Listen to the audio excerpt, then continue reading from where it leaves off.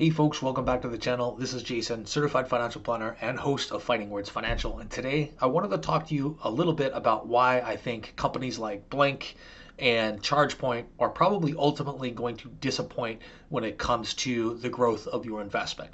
And I've been over this a couple of times in videos in the past where I don't think that anything that they have is special. The idea that ChargePoint captures 70% of current market share for EV charging doesn't excite me at all, and there's a couple of reasons behind that. So I had an interesting conversation with someone over the weekend who is absolutely committed to ChargePoint and Blink as being this huge part of their investment portfolio.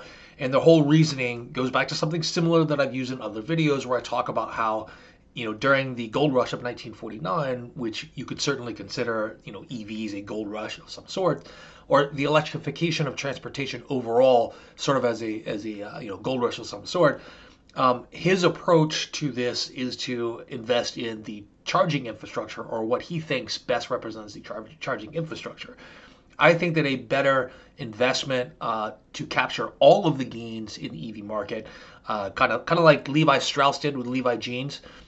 He, as it turns out, he was a really terrible miner. He had no idea what he was doing, but he found a niche selling supplies to miners, and he really found his way when he, figured out how to produce riveted jeans. This was a product that miners needed because they were wearing through their pants, that sort of thing. So everyone's always looking for that selling picks to miners or selling jeans to miners kind of deal when it comes to any sort of new technological innovative era, because you don't actually know which companies are going to win and which companies are going to lose, right? So, as I've looked into EVgo, Blink, ChargePoint, all of these charging companies, and as you look into them as well, you're going to realize that they don't have any special technology. They're basically just glorified plugs. And this is something that I use the term glorified plugs over and over and over in my previous videos because I really want that to stick in your head, that they literally are just electrical components. And these companies are not very large or very well capitalized, or and in terms of capitalization, I mean cash as well as actual factories and stuff that they own. They're not very well capitalized, folks, and they have a lot of competition with every electrical manufacturer out there, every electrical component manufacturer out there. And lo and behold, this morning I see this article on Barron's that kind of illustrates my point here, is that every electrical component manufacturer is going to get into the charging game because the electrification of transportation now is well underway. It may not appear to be well underway if you live in a market where you don't have tons of electric vehicles, but if you live somewhere in a place like California, or particularly where I do, where basically 10% of the cars that I'm seeing on the road right now are EVs, and something like 14% of sales just in San Diego County last year were electric vehicles. And that number is just going to accelerate, especially with the popularity of rooftop solar here in California. Of course, we have issues with our electrical grid.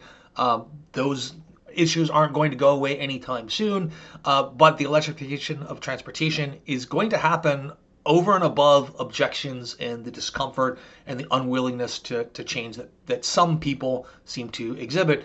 And to get ahead of this as an investor, I don't think it's useful to look at these companies that specifically are going to charge electric vehicles. Look at electrical component manufacturers. These are much more boring investments than I talk about normally, but I think they're about to get a lot less boring. And let's take a look at one of them right now. This is from a Barron's article. All right. So basically this article just kind of teases here, this electrical component supplier is a stock to buy, and here's why. And they go into far more than just providing components for electric vehicles, which is something that I talk about a lot. They talk about demand for cloud computing, power from renewable sources, electric vehicles, extreme weather events. All this stuff means that electrical infrastructure is going to need some extensive investment for years to come. And that's one of the reasons why you should hold this company, WESCO International, that trades under the symbol WCC. Now, a lot of you aren't old enough to remember that prior to 2008, there was actually a huge push from investment companies to sell stocks and to sell portfolios that had a lot of water infrastructure companies in them. There was supposedly going to be this giant push to replace water infrastructure across the United States because it was all 40, 50, 60 years old. And that never happened. It never happened to the detriment of the public who voted these politicians in office and decided not to reinvest in water infrastructure. We really do need tremendous amount of repairs for our water infrastructure. This though was a little bit different though. Rather than being driven in crumbling services, the investment that we're going to be making in our electrical grid is going to be driven by demand, basically. We're going to be demanding more and more electricity from our grid. We're going to have to find more and more ways to provide that. And I think that many companies like WESCO are going to benefit from this. So WESCO distributes electrical and communications products. It has 800 locations, 18,000 employees, 30,000 suppliers, 125,000 customers, and 1.5 million products. This Pittsburgh-based company is estimated to have generated $18 billion in sales in 2021 and is expected to have $18.9 billion in 2022. It has roughly 15% share of the U.S. electrical distribution market.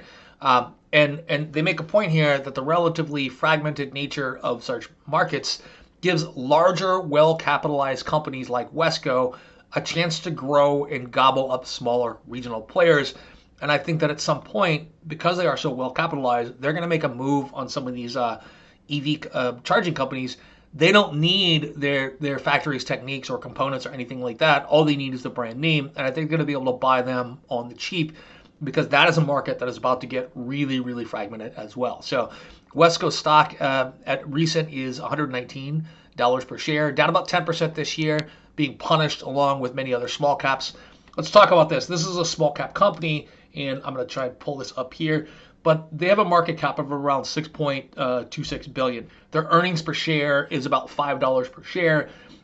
Their beta is really high, meaning they're a lot more volatile than the market is right now. The price to earnings ratio is 24.7. They don't pay a dividend or anything like that, but they've been trading for a while.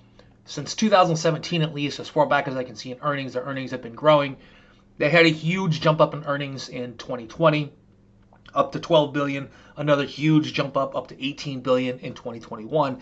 This is a company that is growing because of increasing demand for their products and because they have a pretty good acquisition strategy. So so this article goes on to point out that recent declines feel more like a stock market phenomenon rather than a problem specific to WESCO or anything in that industry.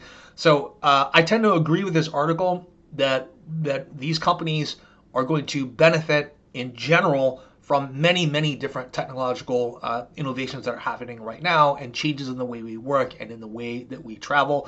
And they're also going to benefit from utilities having to upgrade, maintain, and replace their power generating equipment. But I think one of the big things that they're going to benefit from is the move to cloud computing and how much energy demand there is there, and of course the electrification of transportation. Anyway, so as always, folks, I never recommend that you buy, sell, or hold any security. This is just for informational purposes.